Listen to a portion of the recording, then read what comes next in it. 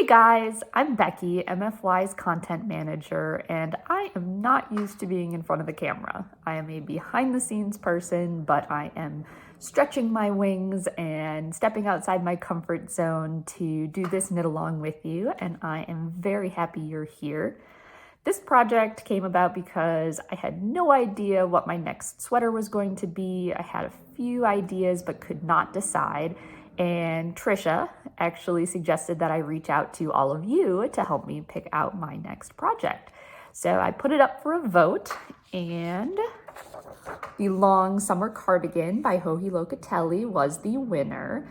I was super excited because I have not done a cardigan in a long time and actually gave away the last one that I knit. So I'm excited to be working on this cardigan. It's a fingering weight cardigan. I live in North Carolina. How I connected with MFY is a story for another day, but the lightweight, versatile, long length cardigan is right up my alley. So I am excited to get started on this with you and look forward to sharing my progress. To give you a little overview on the pattern itself, I mentioned it was a fingering weight cardigan. It has texture and stripes. The stripes are actually garter ridges, so you get a little of that nubby texture, and then the every other white stripe in the pattern photo is ribbing. So you always have that feeling of, I just have to get to the next stripe. I just have to get to the next stripe. Plus you're varying up your texture, so it's just a really interesting knit, and the finished product is gorgeous. Plus, it's top down, so you can alter the length to suit your style. I like a longer cardigan. If you wanted something shorter, even cropped, you could certainly do that. The pattern is very friendly for making those modifications.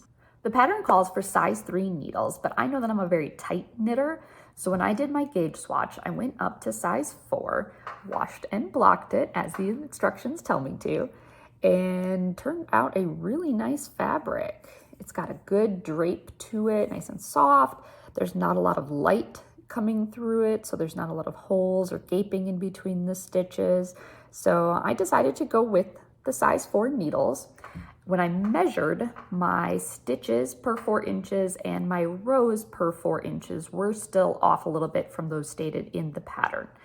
I will write in the blog exactly how I did those calculations. Do not be afraid of a little math when it comes to gauge. You want that perfect fit if you're putting in the time and effort and money into this project, and you want the end product to be what you expected. So don't be scared, take a little bit of extra time and do the math so that you get that perfect fit.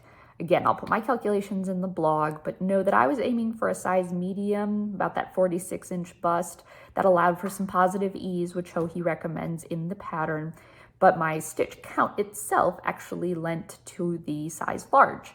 So as I work through, I'm going to be using the stitch counts for the size large, but getting closer to the size of a size medium.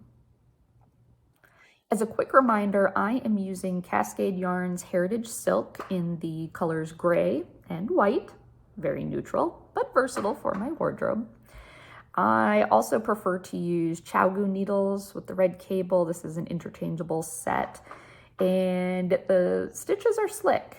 It's a little bit tricky. I've had to adjust my tensioning or get comfortable with the tensioning for this project, but I have made it through almost a full repeat of the texture and stripe pattern. I'm excited to get through that. That'll get me close to the first kind of break point in the pattern, but you can see it's working up just beautifully. The garter ridges on the gray stripes, the ribbing in that alternating white stripe, my little progress keeper from academic hobbyists that you can get exclusively at Michigan Fine Yarns is keeping me company. But the only modification that I wanted to point out that I have done so far is I am doing full twisted rib. See if it'll focus for me. The pattern calls for just one of the columns to be twisted. Makes things a little faster for a lot of folks, but I do like the look of the neat, tight, twisted stitches, so I went with the full twisted rib there. I am updating my Ravelry project if you're looking for all of the details on what I'm up to.